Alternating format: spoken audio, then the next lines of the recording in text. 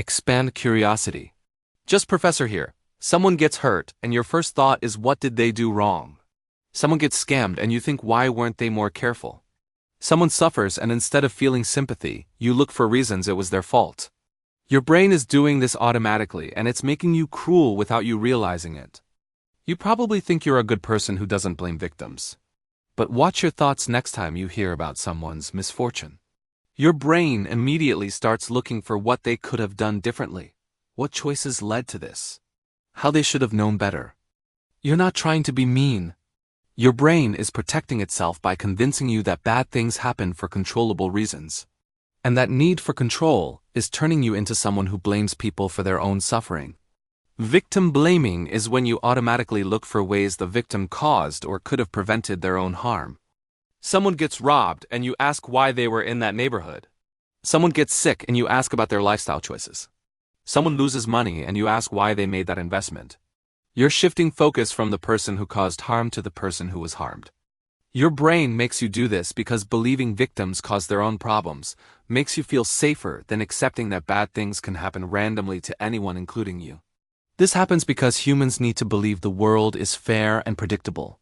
If bad things happen randomly to good people, that means you're not safe no matter what you do. That's terrifying. So your brain rejects that possibility.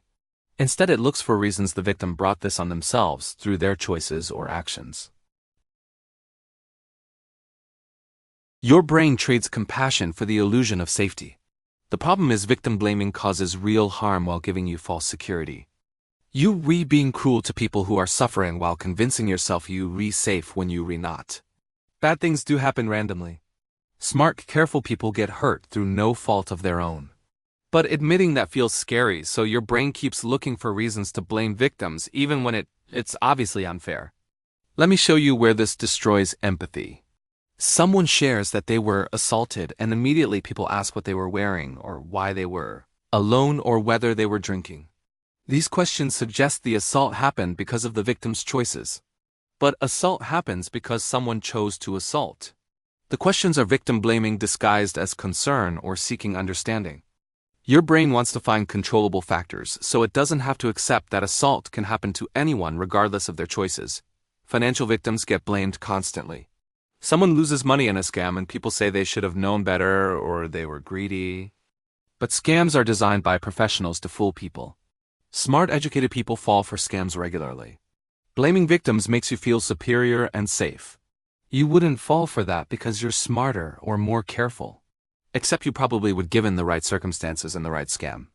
The blame is about protecting your ego and sense of control, not about actual wisdom. Health problems trigger victim blaming hard. Someone gets cancer and people ask about their diet or stress levels or family history. Someone has mental health struggles, and people suggest they just need to exercise more or think more positively. You're implying they caused their own illness through their choices. Sometimes lifestyle factors contribute to health outcomes.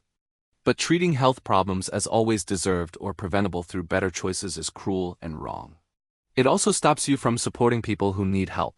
Poverty gets blamed on poor people constantly. If someone is struggling financially, the assumption is they made bad choices or don't work hard enough or spend money wrong. You ignore systemic factors, bad luck, circumstances outside their control, and the reality that working hard doesn't guarantee financial security. Blaming poor people for poverty makes you feel like your financial stability is earned and secure when actually much of it might be circumstance and luck that could change. Workplace problems get blamed on victims too. Someone reports harassment or discrimination, and people question their behavior or sensitivity or whether they're overreacting. You're making the victim defend themselves instead of focusing on the person who harassed or discriminated. This protects the status quo and makes you feel like you could avoid similar problems by just being tougher or less sensitive. But harassment happens regardless of how victims act. Domestic violence survivors face massive victim blaming. People ask why they didn't leave sooner or what they did to provoke their partner, or whether they re-exaggerating. You're making excuses for abusers while questioning victims. This comes from your brain's need to believe abuse victims could have controlled the situation. Because if they couldn't, then anyone could become trapped in abuse. That's scary, so your brain blames victims to restore the feeling of control. Addiction gets treated as purely a choice worthy of blame. Someone struggles with substance abuse and people say they chose to start using, or they re-weak, or they just need willpower. You're ignoring how addiction works, the role of trauma and mental health, and the difficulty of recovery. Blaming addiction on character flaws makes you feel safe from addiction. You have strong character, so you'd never become addicted. Except addiction doesn't care about your character. Treating it as purely a choice driven by weakness is victim blaming that prevents people from getting help. Natural disasters trigger surprising amounts of victim blaming. People lose homes to floods or fires or hurricanes, and others say they shouldn't have lived there, or should have prepared better, or should have left sooner. You're finding ways to blame people for being hurt by nature. This protects you from the reality that natural disasters can destroy anyone's life regardless of preparation. If you can blame victims for their choices, you can believe your choices make you safe. Online harassment and cyberbullying get blamed on victims routinely. Someone gets attacked online, and people say they should have ignored it or not posted that thing or made their accounts private.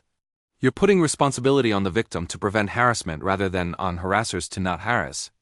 This is backwards, but your brain does it, because then you can believe you're safe online if you just make the right choices.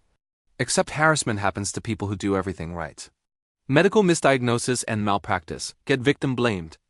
Someone's condition gets missed or mistreated, and people question whether they described symptoms clearly enough or pushed hard enough for answers or chose the right doctor. You're finding ways to make it the patient's responsibility. This protects you from the scary reality that doctors make mistakes and you might not get proper care even when you do everything right. Here's the thing about victim blaming. It feels rational when you're doing it. You think you're just analyzing what happened and learning lessons to stay safe. But watch your emotional reaction. You feel relief when you find something to blame on the victim. That relief is your brain escaping from fear. You found a controllable factor which makes you feel safe. That's not rational analysis. That's motivated reasoning to protect yourself from accepting randomness and unfairness. The truth is, bad things happen to good people who made reasonable choices. Life contains randomness and unfairness you can't control away. Being careful helps, but doesn't guarantee safety. Making smart choices improves odds, but doesn't prevent all bad outcomes.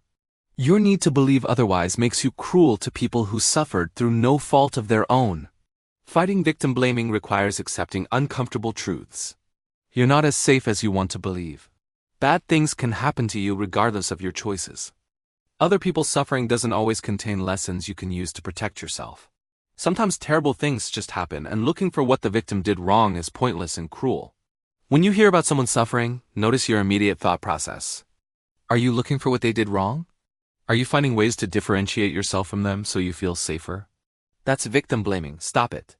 Feel the discomfort of accepting that they didn't necessarily do anything wrong and you could suffer similarly.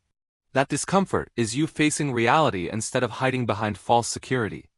Ask yourself if your questions or comments serve the victim or serve your need for control. If someone shares their suffering and your response is to question their choices, you're not helping them. You're protecting yourself. Real support means accepting that they hurt and offering compassion without needing to find controllable reasons for their suffering. Recognize that preventing harm is different from blaming victims after harm occurred. Yes, people can take precautions. But focusing on what victims should have done differently after they're already hurt is victim blaming. The time for prevention discussion is not when someone is suffering. That's when they need support, not analysis of their mistakes. The next time your brain tries to find reasons someone deserved or caused their own suffering, recognize that as your fear talking. Your brain wants control over outcomes it can't actually control. So it blames victims to create the illusion that you're safe if you just make better choices. But that illusion comes at the cost of compassion and honesty about how the world actually works. Stop needing bad things to be someone's fault. Stop looking for ways victims brought suffering on themselves. Accept that unfair random bad things happen to people who don't deserve them. That acceptance is scary, but it's also the foundation of real compassion. You can't truly support people who are suffering if you busy blaming them for their own pain. Subscribe to learn more about moral biases distorting your judgment of right and wrong.